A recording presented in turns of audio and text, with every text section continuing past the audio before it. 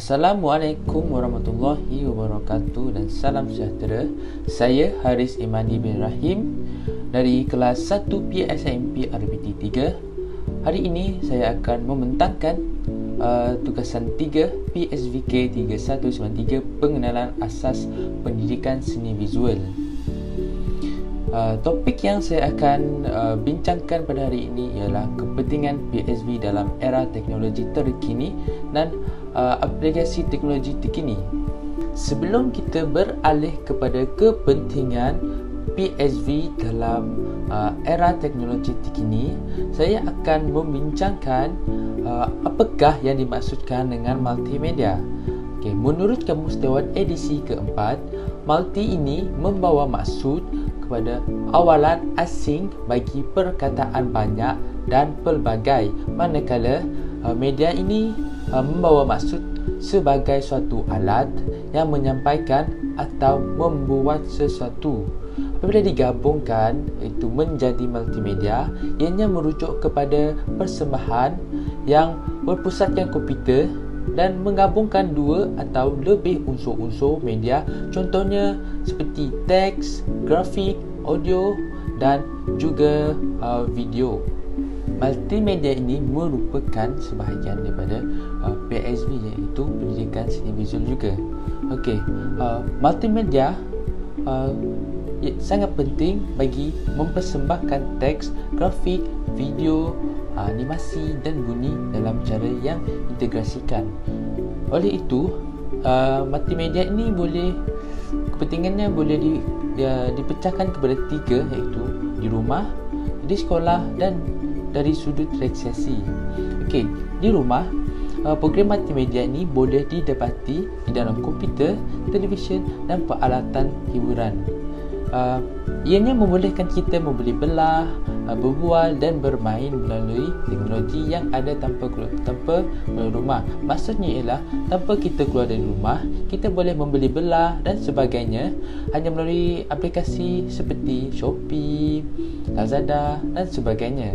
Okey, daripada di sekolah pula, multimedia ini memudahkan kita mencari maklumat dan mempelajari kemahiran baru dengan cara yang menarik. Okey, untuk pelajar, multimedia ini sangat penting dan beri banyak manfaat dalam menyelesaikan apa-apa kerja ataupun tugasan yang diberikan. Apabila di sudut relaksasi pula, multimedia ini mempelbagaikan permainan kanak-kanak, iaitu permainan elektronik yang amat menyeronokkan bagi meningkatkan rasa minat mereka dan terutamanya dalam PSV ini. Seterusnya, multimedia ini terdapat 5 elemen, iaitu yang pertama teks, yang kedua ialah grafik, yang ketiga ialah audio, yang keempat ialah animasi, yang terakhir sekali ialah video.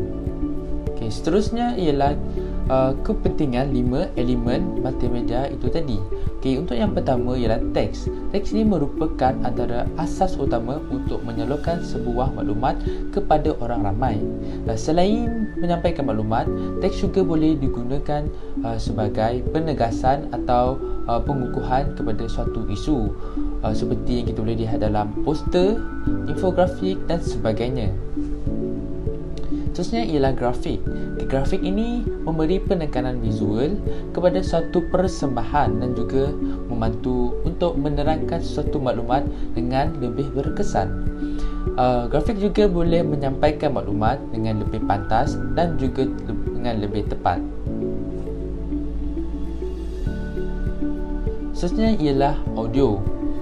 Audio ini membolehkan meningkatkan lagi motivasi di kalangan para pengguna agar lebih berminat untuk mengikuti suatu proses penyampaian maklumat. Audio juga mampu menimbulkan suasana yang lebih menarik dan akan menghasilkan tumpuan yang lebih terhadap akan yang ingin dipersembahkan. Maksudnya ialah audio ini akan menarik minat ataupun menarik perhatian para pengguna agar meningkatkan minat mereka dalam menggunakan suatu perkara tersebut. Okey, seterusnya ialah animasi. Animasi ini mampu menyampaikan sesuatu konsep yang kompleks secara visual dan juga dinamik, dan juga mampu membantu menyediakan persekitaran pembelajaran maya. Selain itu, animasi ini juga boleh memudahkan satu proses penerangan konsep ataupun demonstrasi suatu kemahiran. Iaitu dengan ada animasi ini, kita boleh memberi kefahaman kepada pelajar, khususnya untuk guru, supaya pelajar boleh lebih faham apa yang ingin disampaikan. Okay. Yang terakhir ialah video. Okay, video ini sangat mempengaruhi motivasi seseorang terhadap proses penerimaan maklumat. Okay, video ini juga mampu membawa unsur realistik atau keadaan sebenar kepada para pengguna. Secara tidak langsung, video ini juga mempengaruhi perasaan dan juga emosi para pengguna dengan lebih nyata. Seterusnya ialah aplikasi teknologi terkini. Sebenarnya banyak aplikasi teknologi terkini yang kita boleh gunakan dalam pembelajaran dan pengajaran, terutamanya dalam PSV ini. Tapi hari ini saya akan membincangkan 3 sahaja, iaitu untuk yang pertama ialah Adobe Premiere Pro. Adobe Premiere Pro ini sangat mudah digunakan dan kita boleh memasukkan kelima-lima elemen multimedia tersebut. Untuk teks dalam Premiere Pro ini terdapat pelbagai teks yang kita boleh gunakan bagi menyampaikan isu yang kita hendak sampaikan. Sebenarnya kita boleh meletakkan animasi, video, audio dan grafik bagi mencantikkan suatu maklumat yang kita ingin sampaikan. Okey, untuk kelebihan Premiere Pro ini, ia mempunyai masa penyuntingan yang sangat tepat, sekitar 0.01 saat. Yang kedua ialah hasil editan video lebih kemas dan halus. Yang ketiga ialah kualitinya sangat tinggi. Dan yang keempat, pelbagai efek dan filter yang menarik.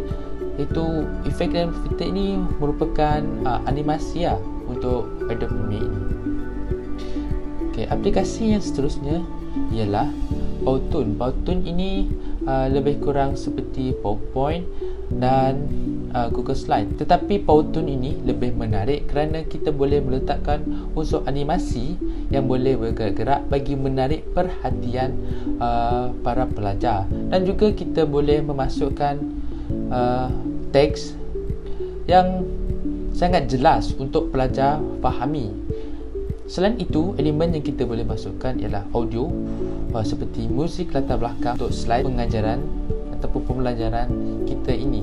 Dengan adanya elemen ini, pelajar lebih tertarik dan lebih berminat untuk masuk ke kelas kita, terutamanya untuk guru-guru. Di dalam Powtoon ini juga kita boleh memasukkan grafik bagi memudahkan memberi contoh kepada pelajar. Dengan ada grafik ini juga, kita boleh mencantikkan lagi slide kita supaya tidak kosong dan sebagainya.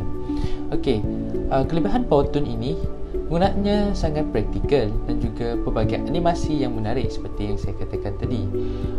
Khususnya sesuai untuk membuat rancangan bersertakan animasi, kerana Powtoon ini sangat banyak animasi yang kita boleh gunakan serta penggunaannya tidak terhadlah dan fungsinya sangat bervariasi. Untuk aplikasi yang terakhir sekali ialah Canva. Kalau membuat poster, saya sarankan untuk menggunakan aplikasi Canva ini kerana penggunaannya sangat mudah dan juga kita boleh masukkan grafik bagi mencantikkan lagi poster kita tersebut, dan boleh menggunakan pelbagai teks kerana teks yang ada dalam Canva ini sangat memberi impak yang besar bagi menarik minat kepada pelajar, khususnya kerana banyak yang jelas dan mudah untuk dibaca. Canva ini kelebihannya ialah dapat menghasilkan slide, poster, infografik dengan sangat menarik. Okay, yang kedua ialah tidak menyimpan hasil kerja belum siap dalam komputer.